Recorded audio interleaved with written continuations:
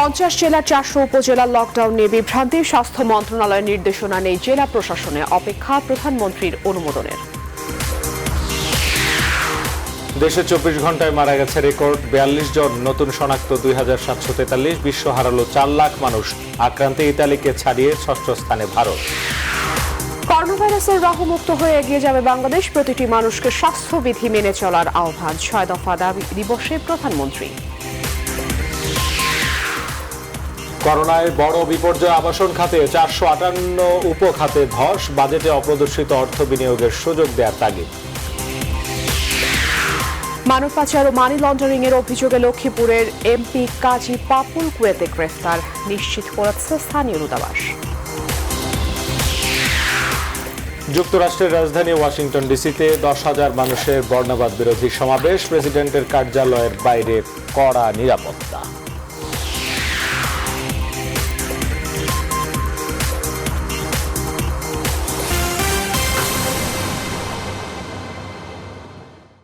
Rainbow allrounder exterior paint, বাংলাদেশের আবহাওয়া উপযোগী একমাত্র পেইন্ট।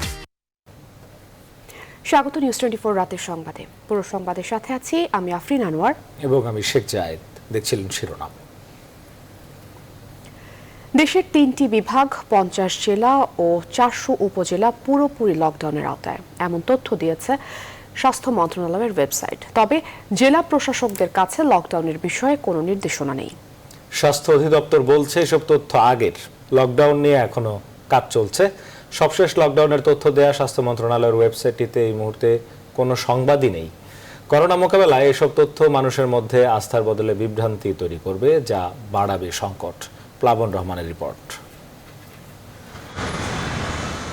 শনিবারই জনপ্রশাসন প্রতিমন্ত্রী জানিয়েছেন, করোনা মোকাবেলায় আবারও লকডাউনের পথে যাচ্ছে সরকার।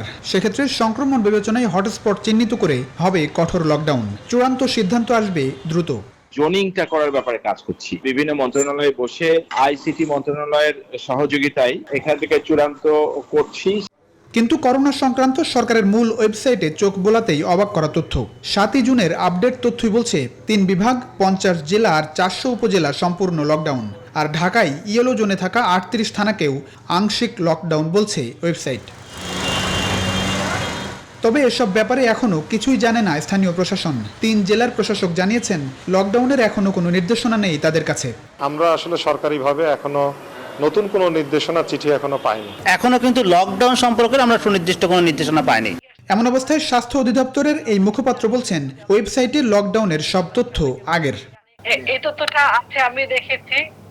এই 3টে বিভাগ আছে, আগের তথ্য। এটা আগের তথ্য, এই লেটেস্ট তথ্যটা কিন্তু এখন আসেনি। রেড, ইয়েলো, গ্রিন জোন ভাগ করা, এটা এখনো কিন্তু চলছে আমাদের কাজ। জনস্বাস্থ্য বিশেষজ্ঞ ডক্টর তৌফিক জোয়ারদারের মতে, এমন সংকটে সরকারের সিদ্ধান্ত মানুষের কাছে সঠিকভাবে পৌঁছানো জরুরি। তা না হলে তৈরি হওয়া বিভ্রান্তিতে সংকট উত্তরণ কঠিন হবে।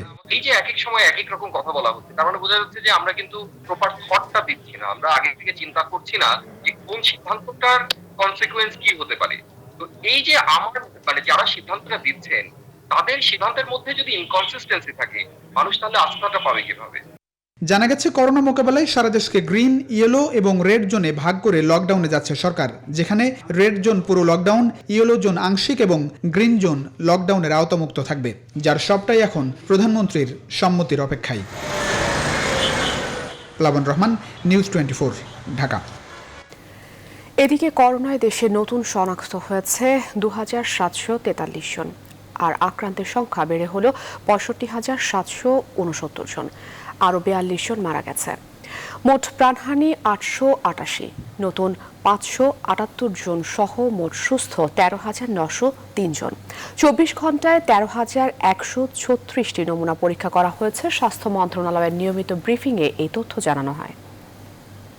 সুস্থ হয়েছেন 578 জন। এ পর্যন্ত সুস্থ 13,903 জন। শনাক্ত বিবেচনায় সুস্থতার হার 21.14%। গত 24 ঘন্টায় মৃত্যুবরণ করেছেন 42 জন, পুরুষ 35 জন, নারী 7 জন। বিশ্বজুড়ে করোনা ভাইরাসের মৃতের সংখ্যা 4 লাখ ছাড়িয়েছে। করোনা ভাইরাস বৈশ্বিক মহামারীতে এ পর্যন্ত বিশ্বে 215টি দেশ ও অঞ্চলে আক্রান্তের সংখ্যা মোট 70,08,000 ছাড়িয়েছে।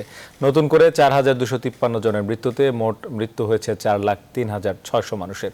চিকিৎসা গ্রহণের পর এখন পর্যন্ত সুস্থ হয়ে উঠেছেন 34,36,000 মানুষ। যুক্তরাষ্ট্রে আবারও একদিনে মৃত্যু হয়েছে 706 জনের। তবে একদিনে সবচেয়ে বেশি মৃত্যু হয়েছে ব্রাজিলে 910 জন।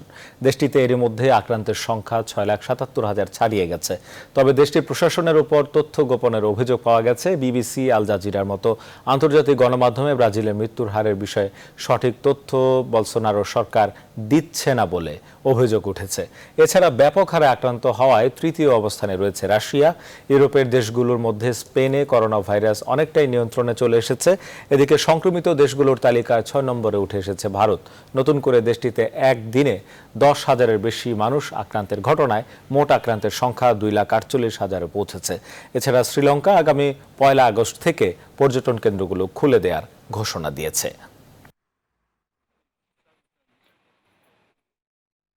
করোনা ভাইরাসের রাহু মুক্ত হয়ে বাংলাদেশ এগিয়ে যাবে বলে দৃঢ় আশা ব্যক্ত করেছেন প্রধানমন্ত্রী শেখ হাসিনা। তবে দেশের প্রতিটি মানুষকে স্বাস্থ্যবিধি মেনে চলার আহ্বান জানান তিনি। জাতির পিতা বঙ্গবন্ধু শেখ মুজিবুর রহমানের জন্মশতবার্ষিকী উদযাপন জাতীয় বাস্তবায়ন কমিটি আয়োজিত ঐতিহাসিক 6 দফা দিবসের বিশেষ অনুষ্ঠানে প্রধানমন্ত্রী এসব কথা বলেন। বক্তব্যে দেশের স্বাধীনতা অর্জনে বঙ্গবন্ধুর অসামান্য ভূমিকা তুলে ধরেন প্রধানমন্ত্রী। তানজির মেহেদির রিপোর্ট।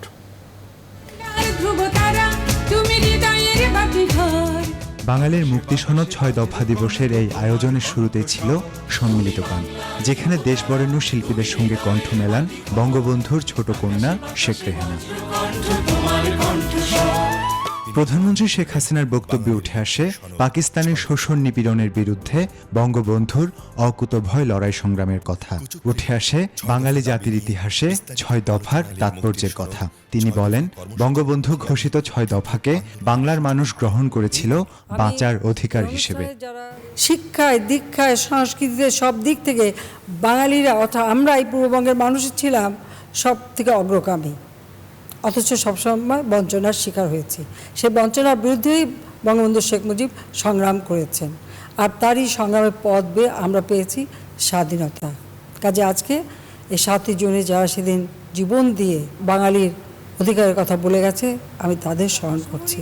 দেশের অগ্রযাত্রায় বাধা করোনা প্রসঙ্গটিও উঠে আসে সরকার প্রধানের বক্তব্যে। করোনা ভাইরাস নামে একটি ভাইরাস এসে আজকে সকলের জীবনযাত্রা স্থবির করে দিয়েছে। এটা শুধু বাংলাদেশ না, সকল বিশ্বব্যাপী এই সমস্যাটা। আমি আশা করি যে আমাদের দেশের প্রত্যেকটা মানুষ স্বাস্থ্য সুরক্ষা নিয়ম মেনে চলবেন। ইনশাল্লাহ এখান থেকে আমরা মুক্তি পাবো, বাংলাদেশ এগিয়ে যাবে। প্রধানমন্ত্রী বলেন, বাংলার প্রতিটি অর্জনের পেছনে আছে আত্মত্যাগের ইতিহাস। প্রতিটি অর্জন রক্তের বিনিময় আমাদেরকে পেতে হয়েছে। শহীদের রক্ত কখনো বৃথা যায় না। তানজির মেহেদি, নিউজ 24, ঢাকা। করোনাকালীন এই সময়ে বড় ধস নেমেছে আবাসন ও নির্মাণ সংশ্লিষ্ট 450-এরও বেশি পণ্যভিত্তিক উপখাতে। স্থবির হয়ে পড়া এসব খাতের বিপুল বিনিয়োগ নিয়ে অনিশ্চয়তায় উদ্যোক্তারা। কর্মহীন হয়ে পড়েছে আবাসন ও সংশ্লিষ্ট খাতের অন্তত 42 লাখ কর্মজীবী। উদ্যোক্তা ও বিশ্লেষকদের মতে অর্থনীতিকে গতিশীল করতে আবাসন ও নির্মাণের সাথে জড়িত সকল খাত ও উপখাতের কর্মকাণ্ড সচল রাখতে হবে। এছাড়া এই খাতকে চাঙ্গা করতে আসছে বাজেটে অপ্রদর্শিত অর্থ বিনিয়োগের সুযোগ এবং বিশেষ কর্মসূচি গ্রহণের তাগিদ উদ্যোক্তাদের। বিস্তারিত জানাচ্ছেন বাবু কামরুজ্জামান। করোনায় কর্মচাঞ্চল্য হারিয়েছে তিলোত্তমা ঢাকা। মহামারীর ক্ষত বুকে নিয়ে সাধারণ মানুষের জীবন ও জীবিকা এখনও অনিশ্চয়তার দোলাচলে। নেত্রকোনার সিরাজ মিয়া 3 মাস বেকার থাকার পর 2 দিন আগে নির্মাণ কাজে যোগ দিয়েছেন। জানালেন, করোনাকালীন এই সময়ে দুর্বিষহ কেটেছে সময়। 2-3 মাস ধরে বেকার বসে রয়েছি, কাজ কাম নাই। এখন বর্তমানে এই 2-1 দিন এই টুকটাক কাজ চলতেছে। আমরা যদি কাজ মনে করেন আমরা যদি করতে পারি, মনে করেন আমরা এটা দিয়ে আমরা চলতে পারি। মহামারী করোনার প্রভাবে জীবন ও জীবিকার লড়াইয়ে টিকে থাকতে যখন হিমশিম খেতে হচ্ছে, তখন আবাসনের মতো উচ্চমূল্য সংযোজন শিল্পের এমন ছবি বা বিজ্ঞাপন এখন দুর্লভ। আবাসিক কিংবা বাণিজ্যিক জমি ও প্লটের বেচাকেনা প্রায় পুরোপুরি থমকে আছে। ফলে মোটা অঙ্কের বিনিয়োগ আটকে আছে এই খাতে। মোট দেশজ উৎপাদন বা জিডিপিতে আবাসন ও নির্মাণ খাতের অবদান 15%। রিহেবের হিসাবে আবাসন ও নির্মাণ শিল্পকে কেন্দ্র করে ইট, বালু, রড, সিমেন্ট, স্যানিটারি, সিরামিক সহ সংশ্লিষ্ট 2 শতাধিক শিল্প গড়ে উঠেছে। তবে অন্য এক হিসাবে দেখা যায় electrical, furniture, wood, PVC pipe সহ পণ্যভিত্তিক সহযোগী খাত ও উপখাতের সংখ্যা এখন 458টি। স্থবির হয়ে পড়া এসব খাত ও উপখাতের 59 লাখ শ্রমিক কর্মচারীর অধিকাংশই এখন কর্মহীন। অপ্রত্যাশিত আয় বিনা কোনো প্রশ্নে এবং উইদাউট এনি পেনাল্টি আগামী 5 বছর অর্থনীতিতে ব্যবহার করার ব্যবস্থা করতে হবে। আমাদের রেজিস্ট্রেশন ফি এটাকে যদি এই 7% কমিয়ে নিয়ে আসা হয়, আমরা যদি এখন 5% বলছি এবং সুপারিশিত রয়েছে 7%, এটা কমিয়ে নিয়ে আসা হলে কিন্তু ফ্ল্যাট কেনা বেচা একেবারে বন্ধ, সেটার থেকে কিন্তু অনেকটা লাঘব হবে বলে আমরা মনে করি। আবাসনের পাশাপাশি নির্মাণ খাতের সংগঠন বাংলাদেশ অ্যাসোসিয়েশন অব কনস্ট্রাকশন ইন্ডাস্ট্রির দাবি, করোনাকালীন এই সময়ে তাদের আর্থিক ক্ষতি হয়েছে 24,000 কোটি টাকা। সব মিলে সব খাত ও উপখাতে 2,000-এরও বেশি শিল্প প্রতিষ্ঠানে প্রায় 2 লাখ কোটি টাকার বিনিয়োগ হুমকিতে পড়েছে। এই অবস্থায় আগামী বাজেটে আমরা আশা করব আমাদের সরকার দেশীয় শিল্পের আর্থিক সক্ষমতা এবং কারিগরি দক্ষতা বিবেচনায় বিশেষ নীতি প্রণয়ন করবেন। উদ্যোক্তারা বলছেন, আবাসন খাত সচল হলেই ঘুরে দাঁড়াবে অন্যান্য সহায়ক শিল্প ও অর্থনীতি। ব্যাংকিং সিস্টেম কতটা দ্রুত এগিয়ে আসে আমাদের প্রতি, ব্যবসায়ীদের প্রতি বা কনজিউমারদের প্রতি, চুলছেরা বিজনেস করতে গিয়ে বিউরোক্রেটিক হয়ে তারা এখনো যদি 14% হারে ইন্টারেস্ট রেট চার্জ করতে থাকে, তাহলে আমি ভেরি অ্যাফ্রেড আমাদের বাউন্সিং ব্যাকটা উইল বি একটা very difficult song to Singh.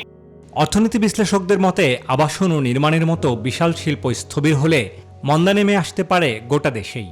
এক্ষেত্রে আবাসন খাতের জন্য বিশেষ উদ্যোগ ও নিবন্ধন খরচ কমানোর তাগিদ দিয়েছেন এই অর্থনীতিবিদ। সরকারের দিক থেকে আমি যেটা বলবো যে বাড়ির যে রেজিস্ট্রেশন কস্টটা আছে সেটা অনেক কমিয়ে দেওয়া উচিত। যে ইকোনমিক রিকভারি প্যাকেজটা করা হয়েছে, সেই প্যাকেজটাকে যদি সাকসেসফুলি বাস্তবায়ন করে যদি অর্থনীতিকে ঘুরে দাঁড়ানো যায়, তাহলে এই শ্রমিকরা আবার কিন্তু কাজে ফিরে আসতে পারবে। রিহেবের হিসাবে বছরে 15 থেকে 17,000 ফ্ল্যাট সরবরাহ করছে সংগঠনটি। এর 1/3 কেনেন প্রবাসী ক্রেতারা। করোনা সংকটে যার বেচাকেনা নেমে এসেছে শূন্যের কোটায়। রাজধানী সহ সারা দেশেই এমন অসংখ্য ভবনের নির্মাণ কাজ এখন থমকে আছে। ফলে থমকে গেছে এ খাতের শ্রমিক, কর্মকর্তা, কর্মচারীদের রুটি রুজির উৎসও। এমনকি বিপুল অঙ্কের বিনিয়োগ অনিশ্চয়তায় উদ্যোক্তারাও রয়েছেন হুমকিতে। ফলে আসছে বাজেটে অপ্রদর্শিত অর্থ শর্তহীনভাবে এ খাতে বিনিয়োগের সুযোগ, সরকারের নীতি সহায়তা এবং আবাসন খাতকে চাঙ্গা করতে সুস্পষ্ট নির্দেশনার অপেক্ষায় রয়েছেন উদ্যোক্তারা। বাবু কামরুজ্জামান, নিউজ 24, ঢাকা। লক্ষ্মীপুর 2 আসনের সংসদ সদস্য মোহাম্মদ শহীদ ইসলাম ওরফে কাজী পাপুল মধ্যপ্রাচ্যের দেশ কুয়েতে গ্রেফতার হয়েছেন। কুয়েতের স্থানীয় সময় শনিবার রাতে দেশটির অপরাধ তদন্ত বিভাগ সিআইডি তাকে গ্রেফতার করে। তার বিরুদ্ধে মানব পাচার ও মানি লন্ডারিংয়ের অভিযোগ আনা হয়েছে। শনিবার রাত 9:30টার দিকে কুয়েতের মাশরিফ আবাসিক এলাকায় নিজ বাসভবন থেকে তাকে গ্রেফতার করা হয়। কুয়েতে বাংলাদেশ দূতাবাসের রাষ্ট্রদূত SM আবুল কালাম নিউজ 24-কে গ্রেপ্তারের বিষয়টি নিশ্চিত করেছেন। রাষ্ট্রদূত আবুল কালাম জানান, গ্রেপ্তারের বিষয়টি লোকমুখে শুনেছি, বিস্তারিত জানতে এম্বাসির লোকজনকে পাঠানো হয়েছে।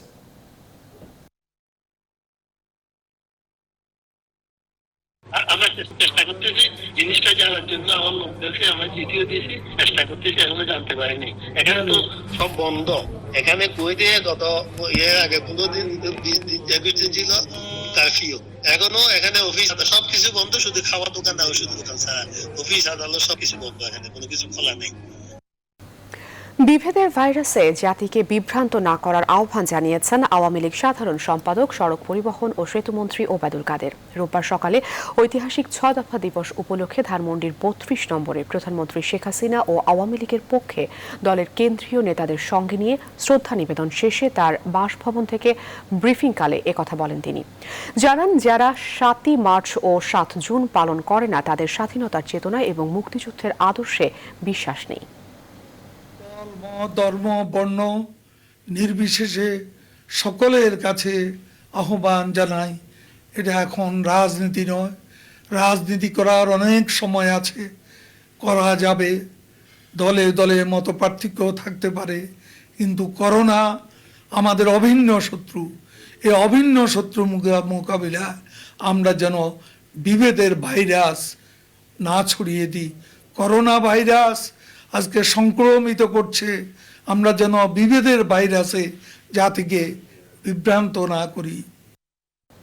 করোনা মহামারীকে পুঁজি করে স্বাস্থ্য খাতে চিকিৎসা সরঞ্জাম কেনাকাটায় নতুন করে দুর্নীতির উৎসব শুরু হয়েছে বলে অভিযোগ করেছেন বিএনপির সিনিয়র যুগ্ম মহাসচিব রুহুল কবির রিজভী। রোববার নয়াপল্টন কেন্দ্রীয় কার্যালয় থেকে পাঠানো ভিডিও বার্তায় তিনি আরো বলেন, সরকারের অযোগ্যতা ও একের পর এক ভুল সিদ্ধান্তের কারণে দেশে করোনা পরিস্থিতি ভয়াবহ আকার ধারণ করেছে। ছাড়া সবকিছু খুলে দেওয়ার পর এখন আক্রান্ত আর মৃত্যুর ভয়াবহ বৃদ্ধির কারণে গতকাল থেকে আবার এলাকা ভিত্তিক জোন ঘোষণা করে নতুন করে লকডাউন দিতে শুরু করেছে সরকার। সরকারের আচরণ এমন যে খুলে দিলাম, ছেড়ে দিলাম, ছড়িয়ে দিলাম, আবার দিচ্ছি লক করে, মরো এবার নিজ করে। করোনা ভাইরাস আতঙ্কে অক্সিজেন সিলিন্ডার কেনার ধুম পড়ে গেছে। সিলিন্ডার এখন সোনার হরিণ। হাসপাতালে অক্সিজেনের সংকট হওয়ায় অনেকে মজুত করে রাখছেন বাসাবাড়িতে। ফলে বাজারে সিলিন্ডার পাওয়া যাচ্ছে না, আবার সিলিন্ডার পেলেও দাম বেড়ে এখন হয়েছে কয়েক গুণ বেশি। হাসান পারভেজের প্রতিবেদন। করোনা ভাইরাসে আক্রান্তদের ৮০% কোনো চিকিৎসার প্রয়োজন হয় না। সংক্রমণ তীব্র হলে রোগীর শ্বাসকষ্ট হয়, তখনই রোগীর জন্য প্রয়োজন হয় অক্সিজেন। দেশের বেশিরভাগ হাসপাতালে সেন্ট্রাল অক্সিজেন সিস্টেম নেই, ফলে সিলিন্ডারের অক্সিজেন নিয়ে রোগীদের টানাটানি করতে হয়। এমন অবস্থায় হাসপাতালে চিকিৎসা সঠিকভাবে না পেয়ে এবং হাসপাতালের ওপর ভরসা রাখতে না পেরে বাসাবাড়িতে চিকিৎসাধীন করোনা রোগী ছাড়াও ব্যাপকভাবে অক্সিজেন সিলিন্ডার কিনছেন অনেকে। নতুন সিলিন্ডার পাওয়া যাচ্ছে না, আমি এটা রিফিল করে বাসায় রেখে দেবো, যদি আমার বা আমার প্রতিবেশী কারো দরকার হয় ওটা আমি তাকে দেবো বা আমি নিজে ইউজ করবো। দুইজনের মুমূর্ষু অবস্থায় আছে, কিন্তু তাদের এই মুহূর্তে মানে সিলিন্ডার অক্সিজেন অবশ্যই লাগবেই। আগে ছিল ৩,০০০ টাকা, এখন সেই মালের দাম হচ্ছে ১২,০০০ টাকা। আগে দৈনিক আমি মনে করেন ১০ জন কাস্টমার কাছে বিক্রি করতাম, এখন অন এভারেজ প্রায় ৮০ জন কাস্টমার কাছে বিক্রি করতে হয়, ১০০ জন কাস্টমার ফেরত চলে যায়। অক্সিজেন পরিমাপের জন্য ব্যবহৃত হয় ফলোমিটার, সেটিও বাজার থেকে প্রায় উধাও হয়েছে। পাওয়া গেলে ১,৫০০ থেকে ২,০০০ টাকার ফলোমিটার এখন বিক্রি হচ্ছে ৮ থেকে ১২,০০০ টাকায়।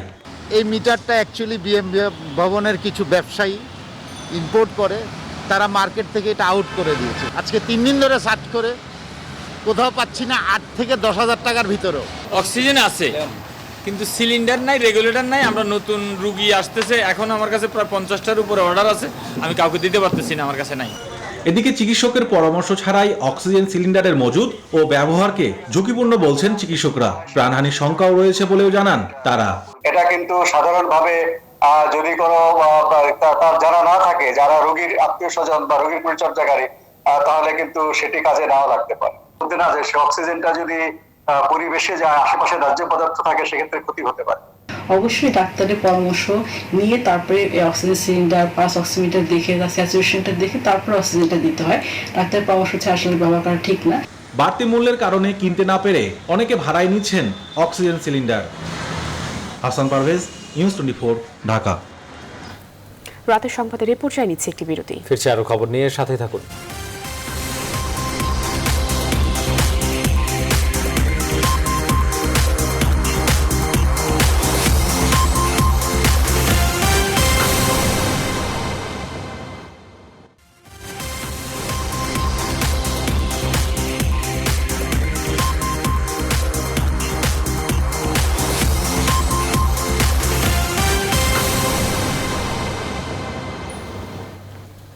বিরতির পর আবারও স্বাগত। দেখছেন রাত 10টার সংবাদ। দেশে ফিরেছেন ডাক্তার ফেরদৌস খন্দকার। রোববার কাতার এয়ারওয়েজের একটি বিশেষ ফ্লাইটে ৮ সদস্যের চিকিৎসক দল ও সুরক্ষা সামগ্রী নিয়ে তিনি হজরত শাহজালাল আন্তর্জাতিক বিমানবন্দরে অবতরণ করেন। সামাজিক যোগাযোগ মাধ্যমে আমেরিকার জ্যাকসন হাইটসে মানুষের বাড়ি বাড়ি গিয়ে চিকিৎসা করার ভিডিও ভাইরাল হলেও প্রবাসী বাংলাদেশিদের সাহায্য না করার অভিযোগ উঠেছে এর মধ্যে। জানা যায়, ডাক্তার ফেরদৌস খন্দকার চট্টগ্রাম মেডিকেল কলেজে ছাত্র জীবনে ছাত্র দল ও পরে বিএনপি জামাত সমর্থিত রাজনীতিতে সক্রিয়ভাবে যুক্ত ছিলেন। 2019 সালে $20,000 ঘুষ দিয়ে যুক্তরাষ্ট্রে আওয়ামী লীগের পদ পান ডাক্তার ফেরদৌস খন্দকার। তবে যুক্তরাষ্ট্র আওয়ামী লীগের তৃণমূল নেতাকর্মীদের চাপের মুখে 1 মাসের মধ্যেই তাকে উপদেষ্টার পদ থেকে অপসারণ করা হয়।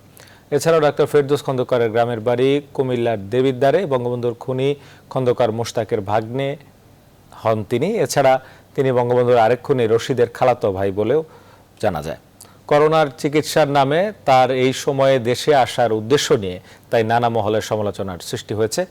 তবে নিজের ফেসবুক প্রোফাইলে একটি স্ট্যাটাস দিয়ে তিনি এই অভিযোগগুলো অস্বীকার করেছেন।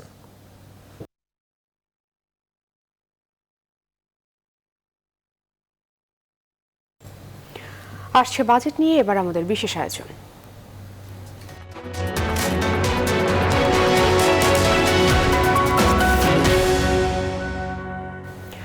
আসছে বাজেটের অন্যতম বড় চ্যালেঞ্জ কর্মসংস্থান ধরে রেখে নতুন কর্মসংস্থান তৈরি করা, বিশেষ করে করোনার মহা দুর্যোগে চাকরি হারানোদের জন্য ভাবার কথা বলছেন বিশ্লেষকরা।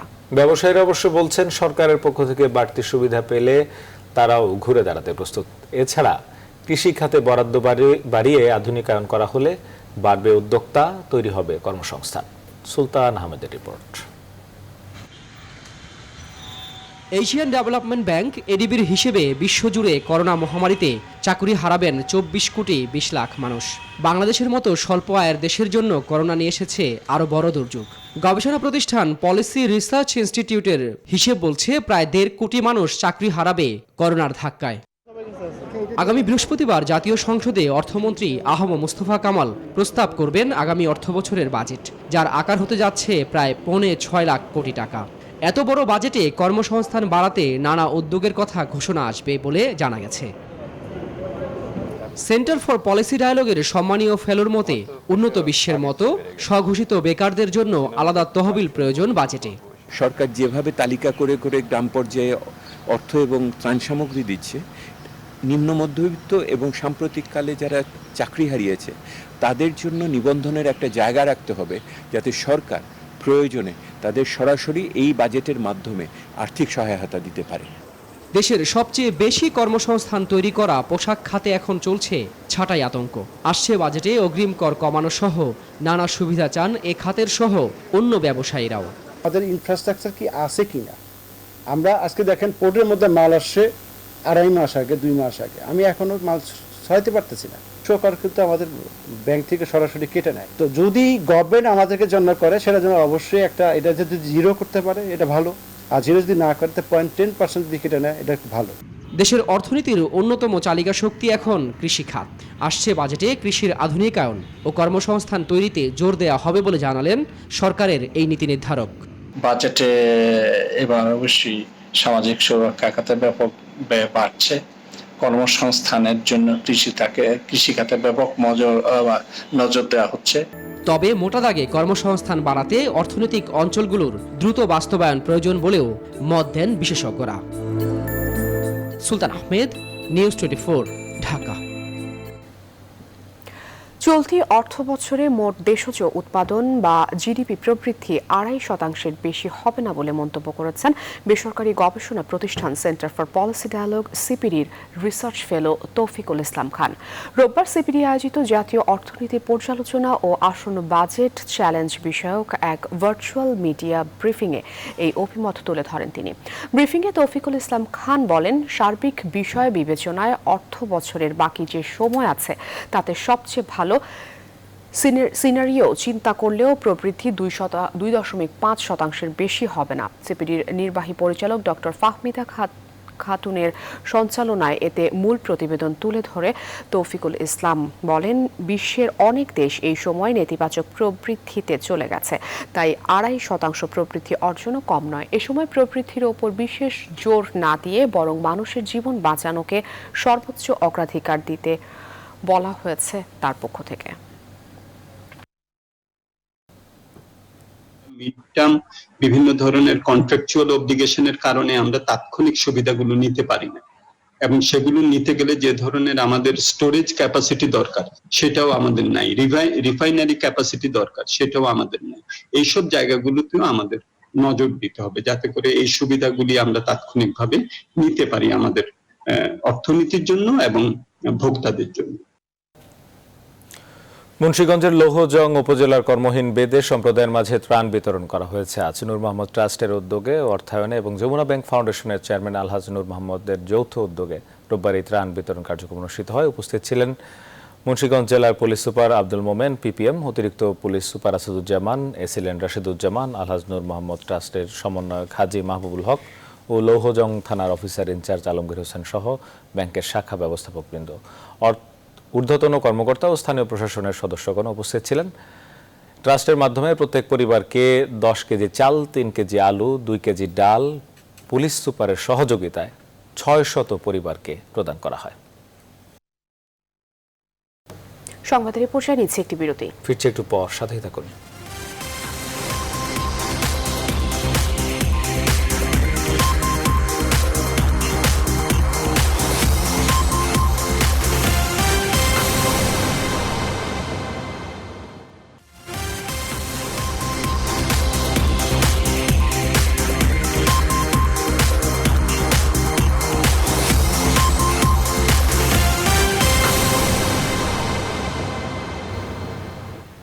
বিরতির পর আবার স্বাগত। দেখছেন নিউজ 24 রাতের সংবাদ। মুক্তিযোদ্ধা হিসেবে স্বীকৃতি দিয়ে জারি করা 1181 জনের গেজেট বাতিল করেছে মুক্তিযুদ্ধ বিষয়ক মন্ত্রণালয়। রোববার মন্ত্রণালয়ের এক সংবাদ বিজ্ঞপ্তিতে বলা হয়, জাতীয় মুক্তিযোদ্ধা কাউন্সিল আইন 2002 এর 7 এর ঝ ধারা অনুযায়ী 2019 সালের 10 ডিসেম্বর অনুষ্ঠিত জাতীয় মুক্তিযোদ্ধা কাউন্সিলের 66তম সভার সিদ্ধান্ত অনুযায়ী এই প্রজ্ঞাপন জারি করা হয়েছে। এর আগে গত 2রা জুন নতুন করে 1256 জনকে মুক্তিযোদ্ধার স্বীকৃতি দিয়ে গেজেট প্রকাশ করে সরকার। করোনা ভাইরাসে আক্রান্ত সিলেট সিটি কর্পোরেশনের সাবেক মেয়র ও আওয়ামী লীগের কেন্দ্রীয় সদস্য বদরুদ্দিন আহমেদ কামরানকে উন্নত চিকিৎসার জন্য ঢাকা সম্মিলিত সামরিক হাসপাতাল সিএমএইচে আনা হচ্ছে। রোববার সন্ধ্যা 6টায় সিলেট ওসমানী বিমানবন্দর থেকে একটি এয়ার অ্যাম্বুলেন্স তাকে নিয়ে ঢাকার উদ্দেশ্যে রওনা দেয়। ঢাকার সিএমএইচ হাসপাতালে চিকিৎসা নেবেন বলে নিশ্চিত করেছেন তার পরিবারের সদস্যরা। এর আগে গত শুক্রবার সিলেট ওসমানী মেডিকেল কলেজ হাসপাতালের পিসিআর ল্যাবে নমুনা পরীক্ষায় কামরানের করোনা পজিটিভ ধরা পড়ে। এরপর প্রথমে বাসায় আইসোলেশনে রাখা হলেও পরদিন শনিবার সকালে তাকে শহীদ শামসুদ্দিন আহমেদ হাসপাতালে ভর্তি করা হয়। পরবর্তীতে অবস্থার অবনতি হলে প্রধানমন্ত্রীর নির্দেশে তাকে ঢাকায় আনা হয়।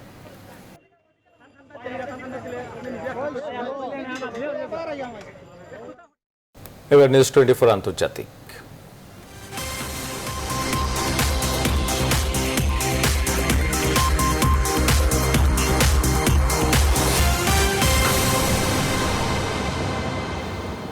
মার্কিন কৃষ্ণাঙ্গ জর্জ ফ্লয়েডের মৃত্যুকে কেন্দ্র করে যুক্তরাষ্ট্র জুড়ে বাড়তে থাকা ক্ষোভের মুখে শনিবার রাজধানী ওয়াশিংটন ডিসিতে অন্যতম বড় জনসমাবেশ আয়োজিত হয়েছে। বর্ণবাদ ও পুলিশি বর্বরতার বিরুদ্ধে প্রতিবাদে প্রায় 10,000-এর বেশি আন্দোলনকারী এই সমাবেশে যোগ দেয়। এছাড়া গেল বৃহস্পতিবার নিউ ইয়র্কে বিক্ষোভ চলাকালীন এক বয়োজ্যেষ্ঠকে নিপীড়নের অভিযোগে 2 পুলিশ কর্মকর্তার বিরুদ্ধে অভিযোগ দায়ের হলে তার সহকর্মীরা প্রতিবাদ জানায়। বিস্তারিত নাহিদ সিহানের ডেস্ক রিপোর্টে। টানা 12 দিন ধরে চলা মার্কিন কৃষ্ণাঙ্গ জর্জ ফ্লয়েডের হত্যার প্রতিবাদে চলাকালীন আন্দোলনে ওয়াশিংটনে এ যাবৎকালের সর্ববৃহৎ র্যালি অনুষ্ঠিত হলো। তবে হোয়াইট হাউসের অভিমুখে থাকা এই র্যালি থেকে যাতে কোনো অপ্রীতিকর পরিস্থিতির সৃষ্টি না হয় সেজন্য প্রেসিডেন্টের কার্যালয়ের বাইরে নেওয়া হয়েছে কড়া নিরাপত্তা ব্যবস্থা। গেল 25শে মে মিনিপোলিসে শ্বেতাঙ্গ পুলিশের হেফাজতে 46 বছর বয়সী আমেরিকান কৃষ্ণাঙ্গের মৃত্যুতে দাবানলের মতো ছড়িয়ে পড়ে প্রতিবাদের আগুন। জর্জ ফ্লয়েডের হত্যার সঙ্গে জড়িত 4 পুলিশ কর্মকর্তার বিরুদ্ধে হত্যা মামলাও দায়ের করা হয়েছে। এ বিষয়ে শনিবার ফ্লয়েডের নর্থ ক্যারোলাইনার নিজ বাসভূমিতে নিফোর্ড চার্চে তার পরিবারের সদস্য ও শুভানুধ্যায়ীরা বর্ণবাদ ও পুলিশি নিপীড়ন বন্ধের আহ্বান জানিয়ে এক শোক সভায় মিলিত হন। আগামী মঙ্গলবার হিউস্টনে ফ্লয়েডের অন্ত্যেষ্টিক্রিয়া অনুষ্ঠিত হবে। অন্যদিকে এই আন্দোলন চলাকালীন নিউ ইয়র্কের রাস্তায় 2 বাফেলো পুলিশ অফিসার এক বয়োজ্যেষ্ঠ বিক্ষোভকারীকে ধাক্কা দিয়ে ফেলে দিলে সে রক্তাক্ত অবস্থায় রাস্তায় পড়ে থাকে। এমনকি তাকে কোনো পুলিশ কর্মকর্তা সাহায্যের জন্য এগিয়ে আসেনি। এই ভিডিও প্রচার হবার পর ব্যাপক সমালোচনার জেরে ওই 2 পুলিশ অফিসারের বিরুদ্ধে মামলা দায়ের করা হয়। শনিবার মামলা চলাকালীন 2 সহকর্মীর সমর্থনে প্রায় শতাধিক পুলিশ কর্মকর্তা কোর্ট হাউসের সামনে জড়ো হয়। মার্টিন গুজিনো নামের ওই আক্রান্ত ব্যক্তি বর্তমানে হাসপাতালে চিকিৎসাধীন রয়েছেন। এদিকে মার্কিন বর্ণবাদ বিরোধী এই বিক্ষোভে সমর্থন জানিয়ে ইউরোপ সহ বিভিন্ন দেশে এই আন্দোলন ছড়িয়ে পড়েছে। ব্রিটেনের লন্ডনে এ উপলক্ষে শনিবার বিশাল এক র্যালির আয়োজন করা হয়। কয়েক হাজার মানুষ এই র্যালি ও সমাবেশে যোগ দেয়। নাহিদ সিহান, নিউজ 24। করোনা ভাইরাসের জন্মভূমি চীনে ভাইরাস নিরাময়ের জন্য ভ্যাকসিন আবিষ্কারের পথে অনেকটাই এগিয়ে বলে দাবি করেছেন দেশটির সংশ্লিষ্ট বিজ্ঞানীরা। এর মধ্যে তারা মানুষের মাঝে সফল পরীক্ষা শেষে ভ্যাকসিন বাজারে ছাড়ার প্রস্তুতি নিয়েছেন বলে দাবি করেছেন। আর সেক্ষেত্রে এই ভ্যাকসিনটি হবে বৈশ্বিকভাবে জনগণের পণ্য। রোববার এমন ঘোষণা দেন চীনের বিজ্ঞান ও প্রযুক্তি মন্ত্রী। রোববার মন্ত্রিসভার এক সংবাদ সম্মেলনে আরও জানানো হয়, প্রেসিডেন্ট শি জিনপিং আন্তর্জাতিক ত্রাণ সহায়তা দেওয়ার বিষয়ে অঙ্গীকারাবদ্ধ। প্রাতঃ সংবাদের রিপোর্ট নিচ্ছে আরেকটি বিরতি, ফিরছে একটু পর, সাথে থাকুন।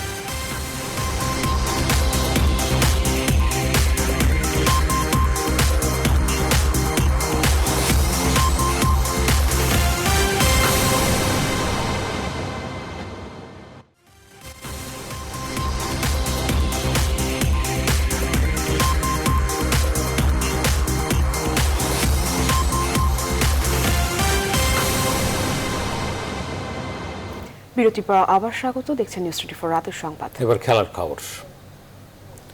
আগামী 10 জুন আইসিসির বোর্ড সভার উপর নির্ভর করছে আইপিএল মাঠে গড়ানোর ভবিষ্যৎ। সেই সম্ভাবনায় উকি দিচ্ছে শ্রীলঙ্কার পর সংযুক্ত আরব আমিরাত ক্রিকেট বোর্ডের বিসিসিআইকে আইপিএল আয়োজনের প্রস্তাব দেয়। শনিবার আরব আমিরাতের প্রভাবশালী দৈনিক গালফ নিউজে প্রকাশিত সংবাদে নিশ্চিত হয় দেশটির ক্রিকেট বোর্ডের ভারতকে আইপিএল আয়োজনের প্রস্তাব দেওয়ার খবরটি। সেক্ষেত্রে আগামী 10 জুন আইসিসির বোর্ড সভায় যদি 2020 টি-20 বিশ্বকাপ বাতিলের সিদ্ধান্ত হয়, তবে অক্টোবর-নভেম্বরের সূচিতে আইপিএল হতে পারে বলে ধারণা ক্রিকেট বোদ্ধাদের। ইউএই ক্রিকেট বোর্ডের সাধারণ সম্পাদক মোবাশ্বির ওসমানের মতে, তারা অতীতেও সফলভাবে আইপিএল সহ বহুজাতিক ক্রিকেট টুর্নামেন্ট আয়োজন করেছেন। সাথে রয়েছে দৃষ্টিনন্দন ক্রিকেট ভেন্যু ও তাদের অবকাঠামো। এদিকে যদি ভারতীয় বোর্ড বিদেশের মাটিতে আইপিএল আয়োজনের সিদ্ধান্ত নেয়, সেক্ষেত্রে লঙ্কান ক্রিকেট বোর্ডও 13তম আইপিএল আয়োজনের প্রস্তাব দিয়ে রেখেছে। শেষ করব নিউজ 24 রাতের সংবাদ। যাওয়ার আগে শিরোনামগুলো আরো।